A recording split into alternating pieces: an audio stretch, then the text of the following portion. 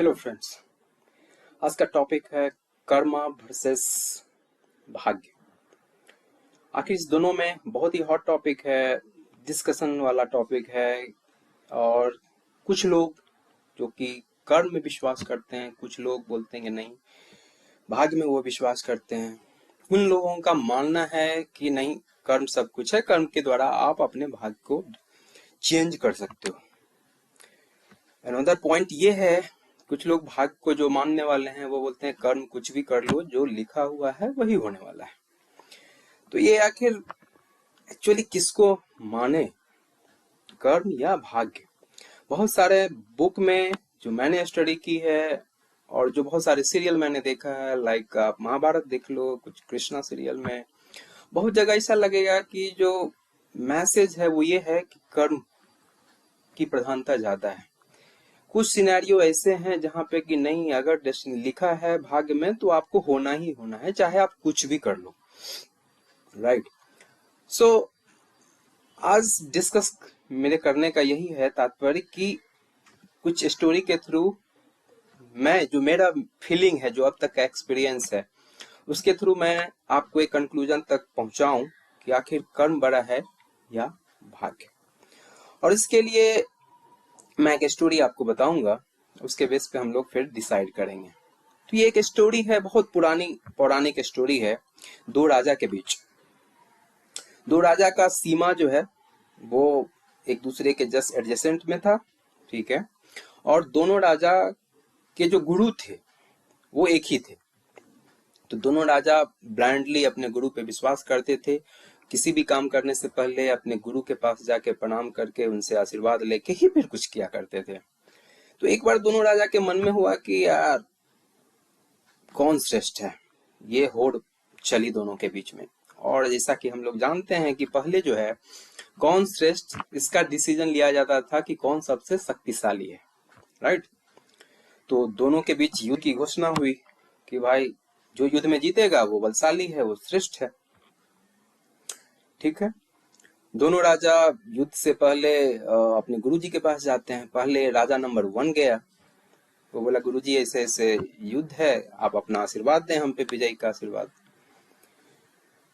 तो गुरुजी कुछ देर सोचे और वो बोले राजन, सब कुछ ठीक तो नहीं लग रहा, बट तुम्हारे भाग्य में जीत लिखी हुई है। कुछ राजन बहुत खुश कि अरे भाग्य में तो जीत लिखी हुई है, कोई दिक्कत नहीं है। तो वो अपने फिर राजमहल लौटा और वो इनएक्टिव हो गया। बोला कि यार जब किस्मत में जीत लिखी हुई है तो फिर एफर्ट क्या लगाना। राइट। वो जाके अपना इनएक्टिव मोड हो गया। राजा नंबर 2 आया, वो गुरुजी के पास गया, बोला गुरुजी ऐसे ऐसे बात है, युद्ध है, कृपया आप अपना विजय का आशीर्वाद दें। गुरुजी कुछ देर सोचे, बोले वैसे तो कुछ ठीक नहीं लग रहा, बट विजय तुम्हारी किस्मत में नहीं लिखी हुई है। राइट। तो राजा 1 को गुरु ने बोला कि तुम्हारे भाग्य में जीत लिखी हुई है। राजा नंबर 2 बोला कि तुम्हारे भाग्य में जीत नहीं लिखी हुई है। तो जैसे ही राजा 2 जो सुना कि मेरे भाग्य में जीत नहीं लिखी हुई है, तो बोला यार अगर जीत नहीं लिखी है तो क्यों ना अपना बेस्ट एफर्ट दें। राइट। अगर हार लिखी हुई है तो अपना बेस्ट एफर्ट देते हैं, फिर देखा जाएगा, जो होना है होगा, चूंकि गुरुजी तो बोल ही दिए हैं। उस समय पे राजा नंबर 1 पूरा इनएक्टिव था, बोला कि जीत लिखी हुई है, ठीक है, क्या मेहनत करना, क्या एफर्ट लगाना, क्या सैनिक की तैयारी करना, क्या शस्त्रों की तैयारी करना। राइट। वो इनएक्टिव हो चुका था। राजा नंबर 2 वो जाते ही अपना जो स्ट्रेंथ था उस पर वर्क करना स्टार्ट किया, एकदम एग्जैक्टली। राइट।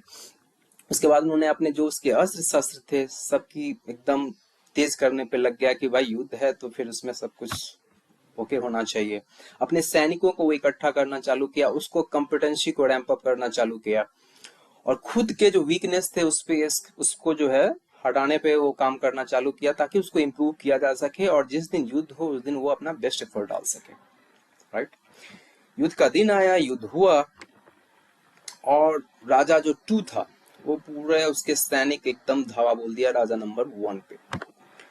चूंकि राजा 1 के माइंड में ये था कि मेरी किस्मत में तो विजय लिखी हुई है, वो कोई एक्शन नहीं लिया और फाइनली ये हुआ कि उसको जो है राजा को पूरे सैनिक ने, जो राजा 2 का सैनिक था वो पूरा घेर लिया।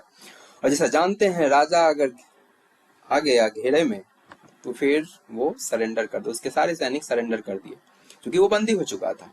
तो सारे उसके जो सैनिक थे वो सरेंडर कर दिए, बंदी हो गया और फाइनली राजा नंबर 2 जो है विजय को प्राप्त हुआ। नाउ दोनों राजा के मन में हुआ कि यार आखिर हुआ कैसे, ये अपोजिट केस क्यों हो गया, क्योंकि आज तक गुरुजी की बात कभी गलत नहीं गई थी। दोनों राजा गुरुजी के पास जाते हैं और गुरुजी के पास पहुंचे, बोले कि गुरु आप तो ये बोले थे कि मेरे भाग में तो जीत लिखी हुई है बट मैं हार गया। राजा 2 बोला कि आपने तो बोला था कि मेरे किस्मत में जीत है ही नहीं, लेकिन मैं जीत गया, ऐसा क्यों? तो गुरुजी कुछ सोचते हैं, कुछ टाइम लेते हैं और राजन को बोलते हैं, राजन मैंने बोला तो था कि आपके किस्मत में विजय लिखी हुई है, लेकिन आपने क्या किया? मैंने जैसे ही बोला आप इनएक्टिव हो गए, राइट? आपने अपना बेस्ट एफर्ट नहीं दिया उस दिन, आपने अपना बेस्ट एफर्ट नहीं दिया, जबकि उस किस्मत में जो लिखा था वो डिपेंड कर रहा था कि आप उस दिन अपना बेस्ट एफर्ट दें। अगर आप बेस्ट एफर्ट देते तो ऑब्वियसली आप विजय को प्राप्त होते, लेकिन आपने ऐसा नहीं किया। जबकि राजा नंबर 2 जिसके किस्मत में विजय नहीं लिखा हुआ था, उसने अपना बेस्ट एफर्ट दिया। जिस दिन से ये गुरुजी ने बोला उस दिन से अपना वो पूरी प्रिपरेशन में लग गया था, बेस्ट एफर्ट दिया था। चूंकि यद्यपि उसके किस्मत में ये नहीं लिखा हुआ था विजय, लेकिन उसने बेस्ट एफर्ट के कारण उसने विजय को प्राप्त किया। The lesson of the whole story, जो कि मैं आपको बताना चाहता हूं, जो मेरी समझ है, जो अब तक की समझ है, इवन आपके किस्मत में लिखा हो या न लिखा हो, वो आप अचीव करेंगे या न करेंगे, वो इस बात पे डिपेंड करता है कि प्रेजेंट टाइम में आप क्या एफर्ट डाल रहे हो। आपकी किस्मत जो है वो बाय प्रोडक्ट है। बाय प्रोडक्ट किसका है? वो आप एफर्ट करंट में क्या डाल रहे हो। किस्मत आपके कंट्रोल में नहीं है, आप कुछ भी कर लो वो आपके कंट्रोल में नहीं है। आपके कंट्रोल में क्या है? एफर्ट। आपके कंट्रोल में है कर्म। आप कितना अच्छा कर्म कर रहे हो या बुरा कर्म कर रहे हो। द बाय प्रोडक्ट जो है आप जो पाओगे आने वाले टाइम में, फ्यूचर में, वो डिपेंड करता है उस बात पे कि आप उस टाइम पे क्या एफर्ट डाल रहे हो, क्या कर्म किए हो आपने प्रेजेंट में। So the conclusion from my point of view is कर्म एंड द भाग्य और लक, किस्मत, जो भी आप बोल लो, कर्म की प्रधानता है। यही भगवान श्री कृष्ण ने भी सिखाया है। He God help those who help themselves. जो अपनी सहायता खुद करता है, बट ईश्वर भगवान उसी की सहायता करता है। So believe in karma, okay, and then you will get better result. Thank you. Do comment.